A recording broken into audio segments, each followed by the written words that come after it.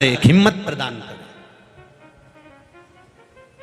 कई धर्म पत्नियां पति को बल नहीं देती, बल्कि उनका बल तुमसे कुछ नहीं बन सकता, तुम ये कार्य नहीं कर सकते, तुम ये नहीं कर सकते, तुम वो नहीं कर सकते, उसको बल विहीन कर देते।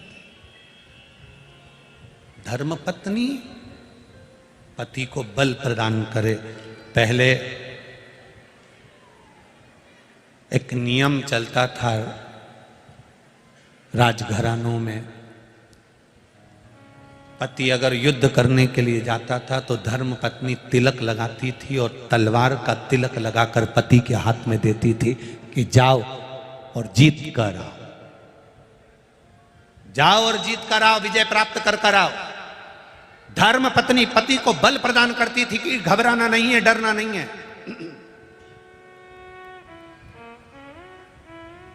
शिव भी यही कहते हैं, क्यों घबराना। विपदा की जब घड़ी आ जाए, विपदा का जब समय आ जाए, विपदा तुम्हारे सामने हो तो घबराना नहीं है। मेरे साथ हैं भोलेनाथ जी, किस बात की चिंता। क्यों चिंता कर, जो होगा देखा जाए।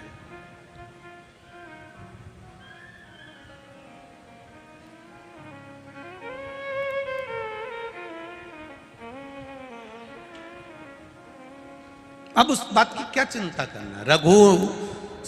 राजा रघु से उनकी धर्म पत्नी कर रही है। शिव जी की पूजन कर आयो, शंकर जी का अनुष्ठान कर आयो, शंकर की आराधना कर आयो। आपसे अगर कोई कहे तो तुम कह सकते हो शिव महापुराण की कथा सुनकर आयो। किस बात का डर, किस बात का घबराना। महादेव पर विश्वास है, टूट पड़ो। निंदा करते हैं ना तो उसका पाप हमारे माथे चढ़ता चले जाता है। निंदा करने वाला, जिसकी हम निंदा कर रहे हैं, उसका पाप। एक कथा पहले कही थी, आप लोगों के स्मरण में होगा। एक राजा को एक बीमारी लग गई, पूरा शरीर टपक रहा है, गिर रहा है, पूरा शरीर टपक रहा है, गिर रहा है। बड़ी भयंकर बीमारी, गल गल कर शरीर नीचे गिर रहा था। राजा ने सारे वेदों को दिखाया, सारे डॉक्टरों को दिखाया, पर राजा का शरीर ठीक नहीं हुआ। आखिरी में राजा ने विचार कर अब करूं तो करूं क्या। गुरु जी के पास गया, गुरुदेव मेरे शरीर में एक रोग लग गया, शरीर टपक टपक कर जमीन पर गिर रहा है। गुरुदेव मेरा शरीर गल रहा है, गुरु जी आप बताओ, कुछ अच्छा बता दीजिए। गुरु जी ने कहा, राजन तेरा शरीर गिर रहा है? हाँ। टपक रहा है? हाँ। शरीर गल रहा है? हाँ। राजन तेरा भाई था ना, वो तो मर गया, भाभी कहाँ है? घर में। राजन एक काम कर, जहां जिस कक्ष में तेरी भाभी सोती है, उस कक्ष के बाहर रात्रि के समय पर जाकर दरी बिछाकर सोना चालू कर दे। किसी को बताना मती, किसी को बोलना मती, किसी से कुछ कहना मती, बस भाभी के कमरे के बाहर जाकर सोना चालू कर दे। ठीक है महाराज, इससे अच्छा हो जाऊंगा? बिल्कुल अच्छा हो जाएगा, जा सो। अब गुरु जो बताता है बड़ा विचित्र बताता है। दुनिया के लोगों को भले लगता है क्या शंकर जी को जल चढ़ाने से ऐसा हो सकता है, क्या बेलपत्र चढ़ाने से ऐसा हो सकता है, क्या धतूरा चढ़ाने से ऐसा हो सकता है, क्या शहद चढ़ाने से ऐसा हो सकता है, क्या चावल का दाना चढ़ाने से ऐसा हो सकता है, क्या शंकर जी के मंदिर में सफाई करने से, शिव जी के मंदिर को धो देने से शंकर के मंदिर को साफ कर गया, उसके कमरे में जाकर सोता।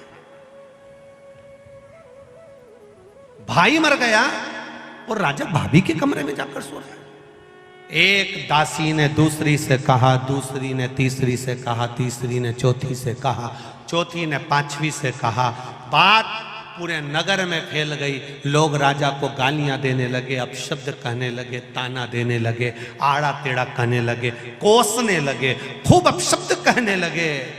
राजा धीरे धीरे धीरे धीरे राजा का शरीर अच्छा होते चले गया, राजा का शरीर ठीक होते होते चला गया।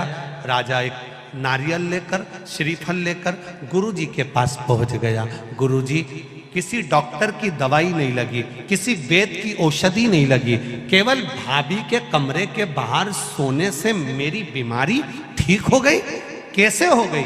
गुरुजी ने कहा, राजा तेरा पाप बहुत बढ़ गया था, उस पाप को समाप्त करने के लिए तेरी निंदा करवाना प्रारंभ करी, तेरी बुराई करवाना प्रारंभ करी। दुनिया के लोगों ने जब तुझे गाली देना चालू करा, अपशब्द कहना चालू करा, बुराई करना चालू करा, निंदा करना चालू करा, तो तेरा रोग, तेरी बीमारी अपने आप समाप्त हो गई। तेरा रोग मिट गया, तेरी बीमारी समाप्त।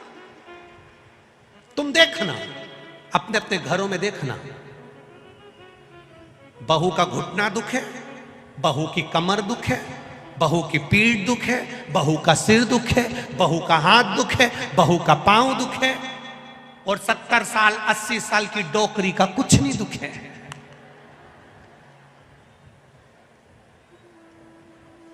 वो बूढ़ी अम्मा का कुछ नहीं दुखता, वो माता का कुछ नहीं दुखता। कारण क्या है? कभी तुमने सोचा?